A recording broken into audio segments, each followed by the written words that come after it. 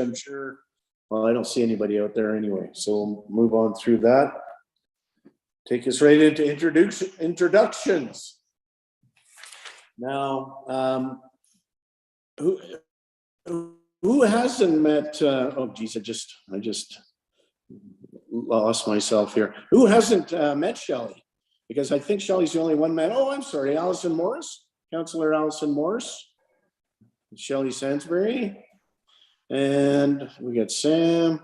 Anybody else? Jackie, Sophie, no, and Kristen. Over to Shelley there.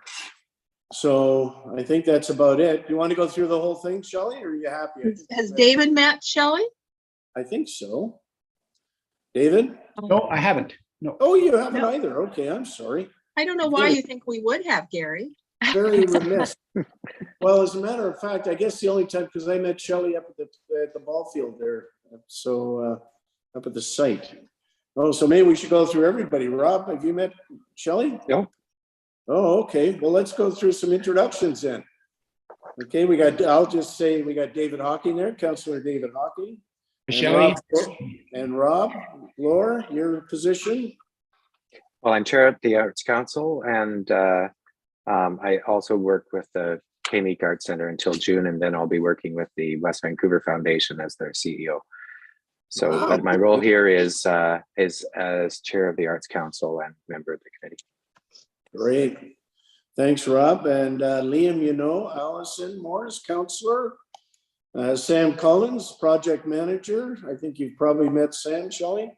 No. Wow. I am so sorry. Gillian for sure. And Jackie Massey. I'm sure you've been in contact with Jackie. And Kristen Watson, our CFO. Back to Shelley Sainsbury. So that's. And what about Steph and Sophie? Steph and Sophie, where are they? Hi, Shelley. We spoke by email. Nice to meet you. Thank you. And Sophie, Sophie's in there. We met here at Municipal Hall. That's right, at the hall. Yeah. Okay. Boy, this is tough with all this, trying to juggle all these pictures. Welcome, Shelley. It's nice to have you here, and nice to be here on this update for the community center, which we've all been working very hard for all over these many years. So we're just going to move on here to the updates. Construction update. Liam Edwards, CAO, and Gillian Drake, Manager of Rec and Community Services. You guys Sam Collins should also be on that as well. Sorry, Sam, your name's on that as well. No problem. Yeah. I can jump in, or sure. Okay. Yeah. So when we last met, it was just before the land blessing ceremony, I believe was our last time. So if you live on the island, you can't have missed the action that's going on there on site. So pretty soon after the land blessing, Golden Globe started to mobilize on site. So we've spent quite a bit of time in the last month and a half, like starting to figure out how we're all working together as a team and really working on nailing down our lines of communication and what our processes are for how we're working together, and in terms of what are our approval processes and how does change management happen on the team. So we're feeling like we're starting to gel nicely as a group, which is wonderful. So we do have regular bi-weekly meetings that bring together Golden Globe and any of the relevant subcontractors for whatever is being discussed. The design team, so that's principal architecture, and any of their consultants that are also relevant for what's pertinent at the time.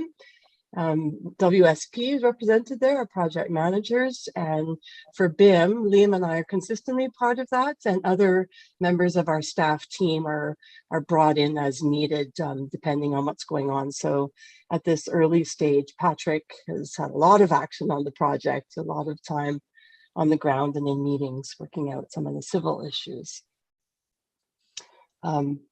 Anything to add to that before we go to some other parts in terms of clearing and what's going on? Maybe just in terms of work process, and people will have seen clearing, grubbing, excavation, rock blasting, and a safe work process for working with the school is underway in communications with them. So that regular communication and making sure there's a safe work site is happening. Over the course of April, it will be a continuation of much of the same of what you see now in terms of that excavation, and May as well. So really the whole spring is getting into the ground and up and out of the ground. And I'm sure we'll meet again before you really start to see the building take shape.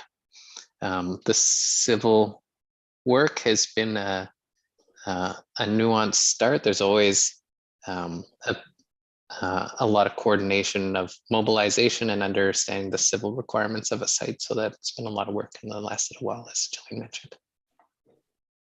Any, if I may interject here, any surprises? That's always good to know. Well, Liam found a car, didn't you, Liam? Oh, good.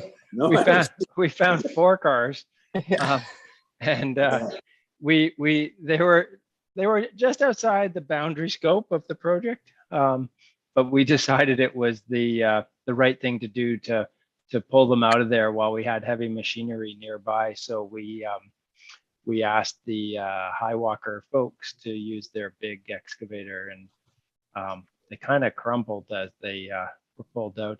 And interestingly enough, we've got a number of Bowen local contractors working on the project, including Highwalker is owned by 2 Bowen fellows who grew up going to school at Bix, and they grew up playing in those dilapidated cars in the bush. And so they thought it was quite funny to then be pulling them out. And they agreed it was a good idea. I mean, they were well beyond any kind of salvageability or anything like that. So that was a good thing to do, get those out of there.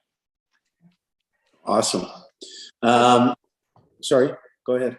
I was just going to add also in terms of surprises, I think one of the big surprises is just the volume of water coming off of the grass field. That has triggered some changes and some civil work on site that wasn't anticipated just what that volume was. Yeah, that's a good point, Gillian. So there is drainage built into the soccer field, and it's not clear yet either exactly what the school's drainage is, but it's I wouldn't be surprised if the school drains in, like its roof leaders and the likes drain into the soccer field's drainage system, and it all comes out at the low part as you're walking towards the old buggy trail, and there was a pipe that it would flow through into a ditch and then through the forest down to Seniors Lane. It was assumed that that pipe was broken because it looked like it was not coming out of the pipe anymore. So we exposed the pipe. Turns out the pipe is not broken. It's just draining out of the field entirely. And so a large amount of the water that we see coming down into Seniors Lane looks and feels like it's coming from the site, but actually it's coming from the soccer field in the school. And so we're actually looking to try to see if we can remedy some of that before we cover it all up again. I think that'll be a relatively minor scope addition, but definitely necessary to do.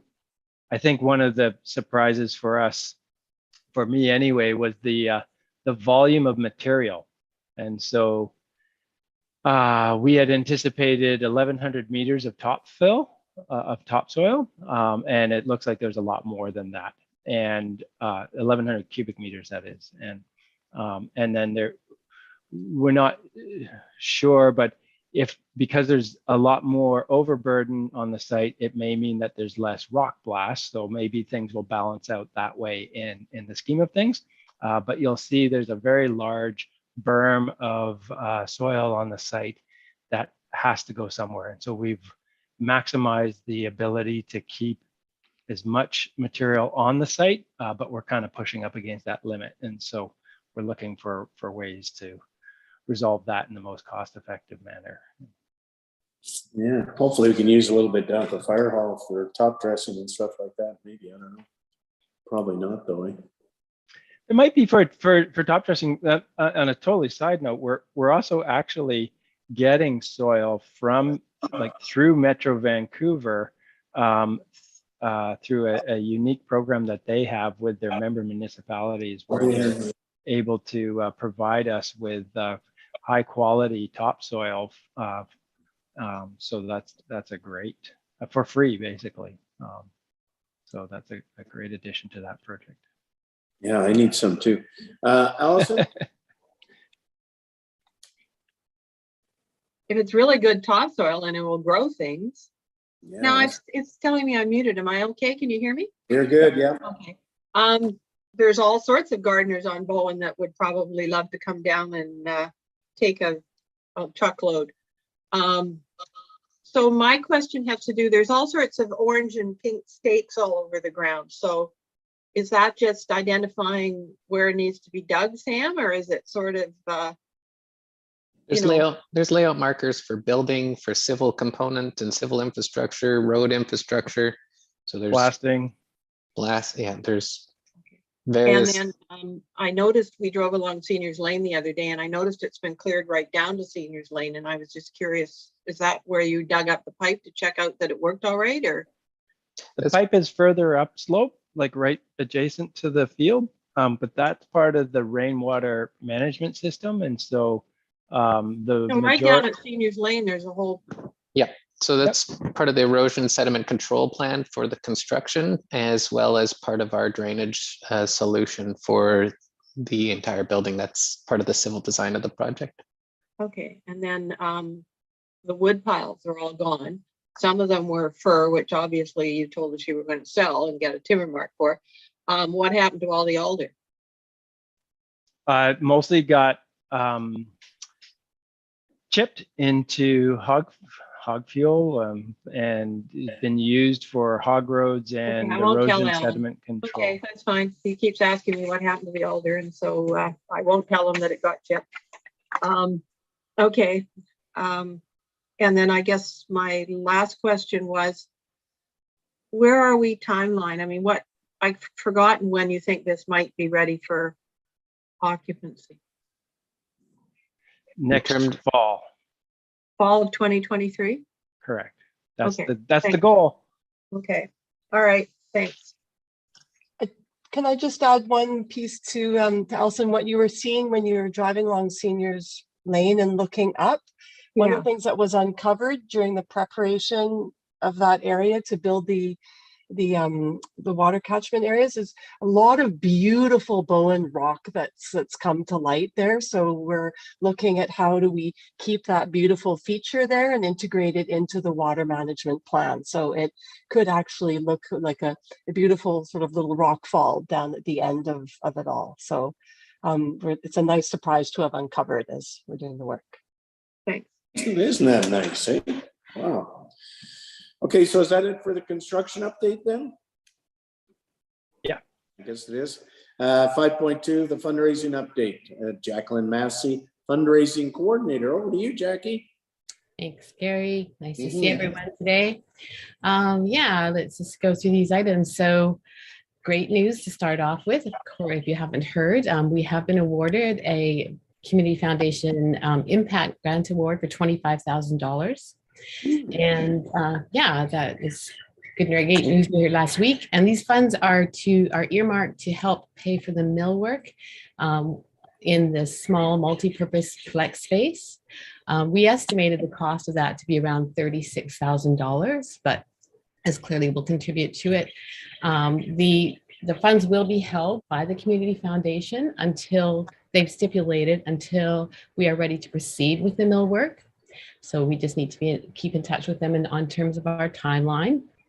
And yeah, so we had argued that strategically, it'd be ideal if the approval of the grant came this year because we anticipate leveraging those funds to attract additional donors to help pay for not just the millwork in that space, but also the specialized equipment and furnishings, which we've estimated to run around $79,000. So we had referenced a lot about the naming rights policy, introducing that, and talking about how we could leverage this grant further. So very thrilled to be recipients of that. If anybody had any questions on that, or great. All right, and let's move right on to the talk about the Canadian Cultural Spaces grant application. So right now we are focusing on narrowing down the actual costs specific to those spaces that will be programmed for arts and cultural activities. So these costs would include, specialized equipment such as the lighting and sound, the tech booth, the retractable seating, but also we need to identify infrastructure costs for things like the pipe grid that is required and other, structural, mechanical, electrical, and even fire safety costs that are relevant specific to those spaces. So the goal is to identify a cost approximately $3 million so that we can submit and ask for a 1.5, so 50% of that. I have been in regular contact with the senior manager, Ileana Lang, at Canadian Heritage. And she informs me that the program is fully subscribed for the 2022-2023 fiscal year, which we were aware of.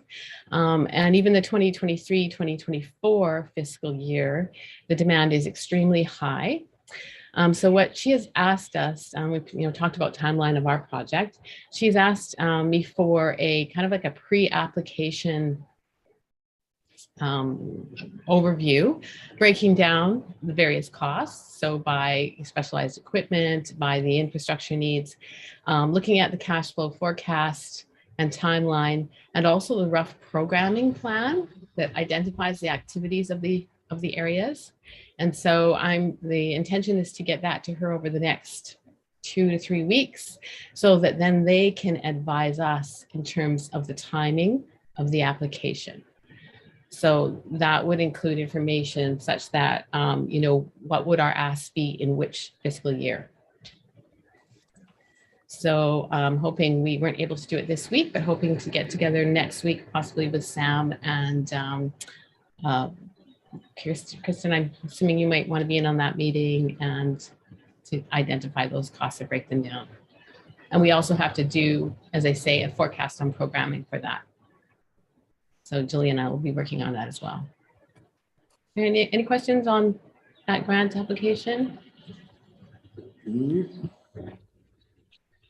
Allison, and then Kristen. I guess my question just had to do with when you're talking about which year to apply.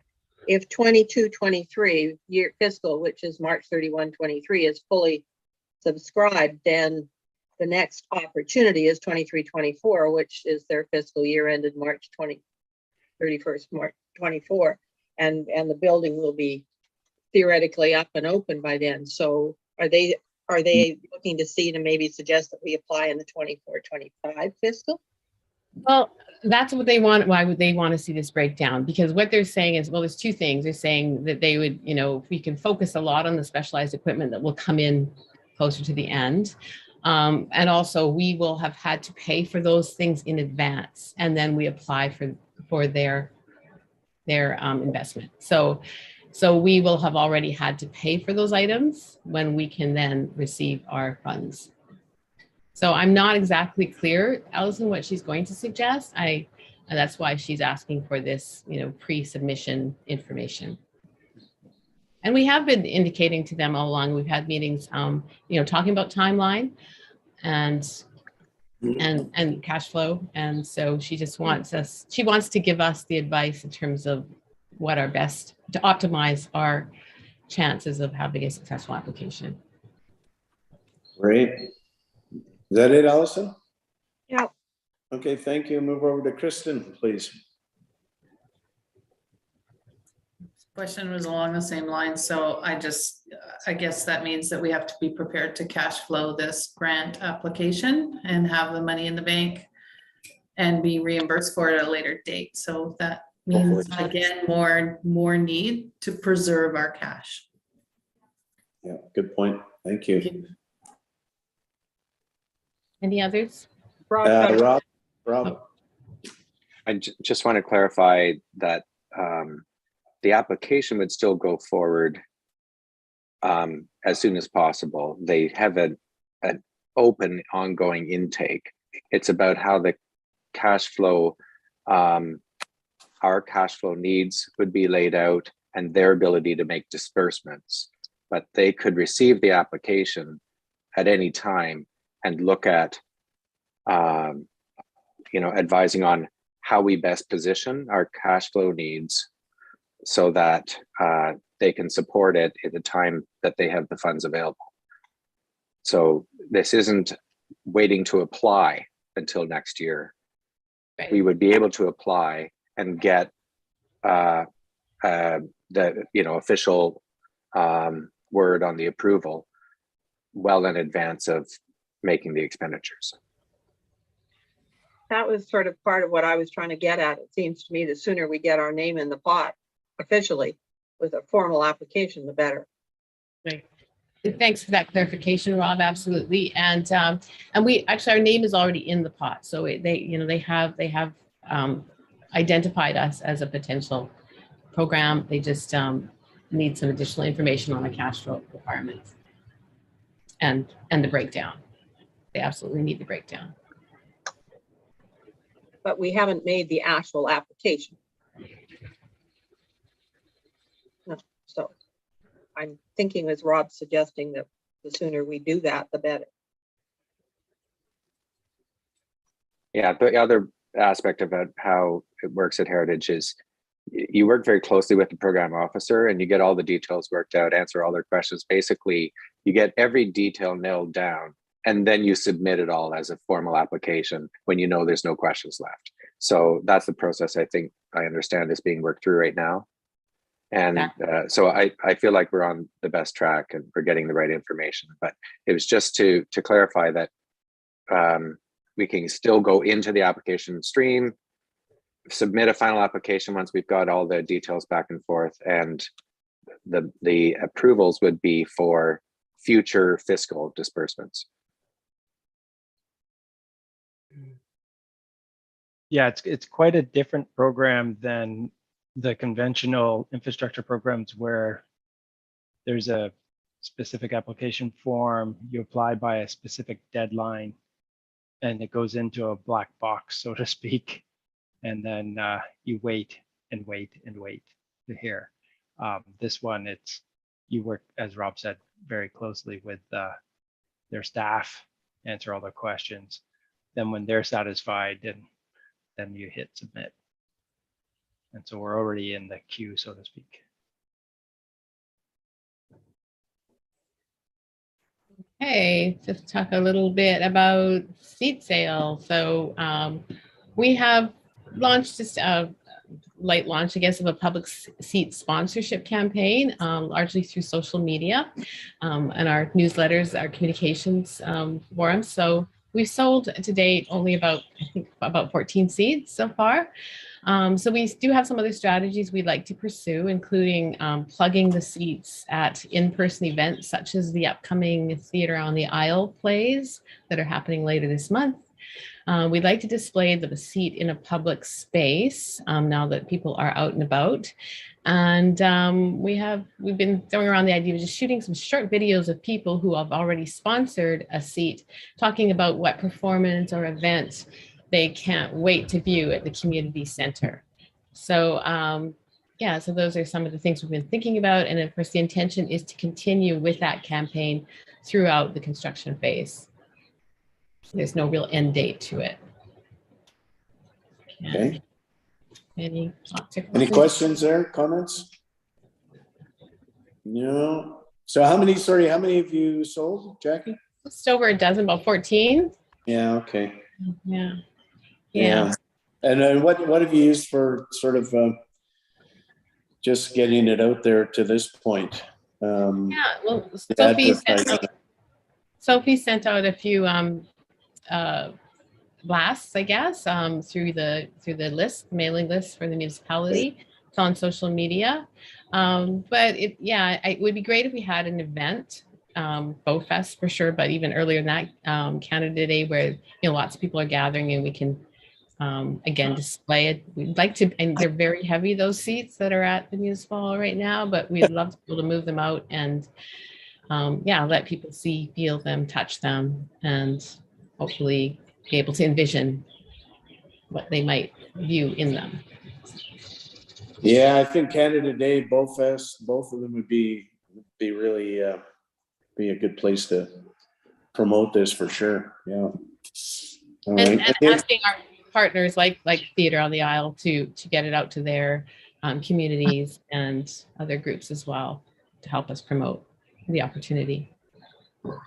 Yeah, no question. Any other discussion on that? Any other questions from Jackie? Okay, we will move on then to a new business, which is, I've got a section in here under other business, and I don't know if anybody has any comments that are just sort of general comments that they'd like to make at this time. I was just thinking about the relationship between, because we've got the management team and we also have this team together, and I guess if we're just happy with updates at this point in time, every month or so, something like that, I think that would be a good thing, or as required. I don't think we're if there has to be a decision made from this organization, from this side of it. And well, yeah. Anyway, so that'd be just my thought that how we carry on, get through with this. It's a fair call out, Gary, and there will be times, I think Gillian and Liam are seeing, the information decision-making process during construction sometimes has to happen very quickly because the amount of information that's coming through, and so there will probably be a need for some ad hoc sessions. Okay. As well as the regular updates. Perfect. Okay. Yeah, that was about it for me. Okay, so anything else for the other business section? If not, we will move on to the closed meeting. And the recommendation is that the Community Center Select Steering Committee move to a closed meeting pursuant to Section 90, Section 1 of the Community Charter. Meetings that may or must be closed to the public. And so I will move that. And I need a second, please, somewhere. Thanks, David, and all in favor, aye. Okay, so we've got it all.